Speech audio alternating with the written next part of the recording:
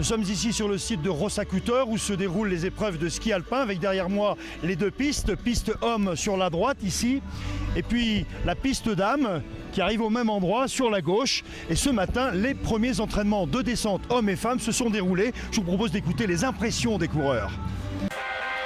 Vitesse supersonique pour l'Américain Bode Miller qui a été le plus rapide ce matin. Une première descente d'entraînement pour voir, prendre ses repères et sentir l'air du temps. Bien dans les clous pour sa mise en jambe, Johan Claret, meilleur français, a signé le 11e temps.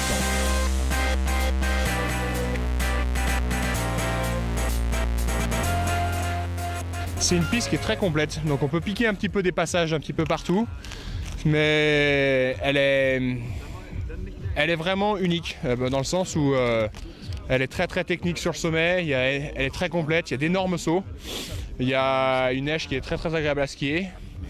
Je pense que c'est une des plus belles descentes au jeu qu'il y a eu depuis un long moment à mon avis. Ça va être une des plus challenging, on dit en anglais, mais une des plus compliquées. Dans ces conditions presque idéales, Adrien Théo lui aussi s'est fait plaisir. 13e temps pour le skieur de Val Thorens qui a dû, comme tous les autres, s'adapter aux caprices de la piste. Il y a un départ qui est assez raide et technique, après ça change, ça va sur des grandes courbes avec beaucoup de mouvements de terrain. Pas mal de glaces aussi, ils sont bien fait plaisir sur l'eau. Et puis en bas des très grosses bosses qui sont vraiment sympas à skier et sur lesquelles tout le monde s'est fait plaisir.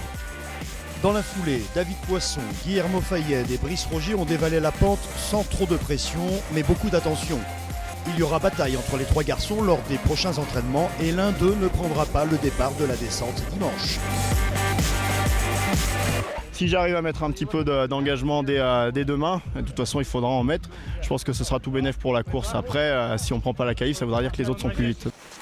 Seule au monde, Marie Marchand-Harvier est l'unique Française à courir les épreuves de vitesse. Et elle a eu droit à 2 descentes d'entraînement.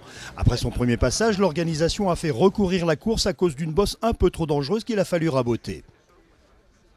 Moi j'ai eu la chance aujourd'hui finalement de faire 2 runs. C'était un premier un petit peu de crash test et puis le deuxième un petit peu mieux où j'ai rectifié certaines choses. Je pense que ça va être une descente très physique parce que la neige est assez compacte et dure et on se fait beaucoup secouer parce qu'il y a beaucoup de petites vaguelettes.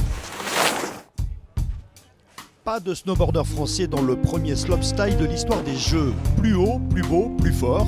Le Canadien Maxence Parrot, vainqueur des X Games 2014, a frappé fort et dominé les qualifications de la tête et des pieds.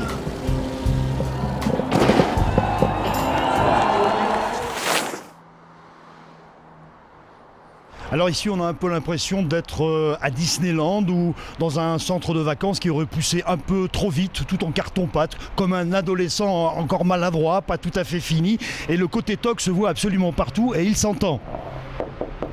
Mais ça encore, c'est pas grand chose, il y a bien pire ailleurs. Ah, bonjour. Ils ont du mérite, les forçats du marteau. Jour et nuit, Krasnaya Poliana, le site de montagne des Jeux, est un chantier au long cours. C'est la course contre la montre pour boucher les trous, cacher la misère et finir ce qui ne l'est pas, tant bien que mal. Les malfaçons courent les rues, les immeubles et leurs toitures. Vite fait, mal fait, le mal est fait. À se demander si la note ne va pas doubler ou tripler après les Jeux. Sur la route des sites d'altitude, même constat. On frise le glissement de terrain par endroits et les murs de soutènement font pitié. Des tranchées taillées à la hache laissent passer les remontées mécaniques et les paquets d'arbres arrachés pourrissent sur place. En revanche, sur les sites des compétitions, c'est du solide. Foi de coureurs, les pistes sont sublimes et parfaitement taillées pour l'image et en plus, la vue est belle. Demain, tous les regards loucheront sur Sochi pour la cérémonie d'ouverture et le lancement officiel des 22e Jeux Olympiques d'hiver.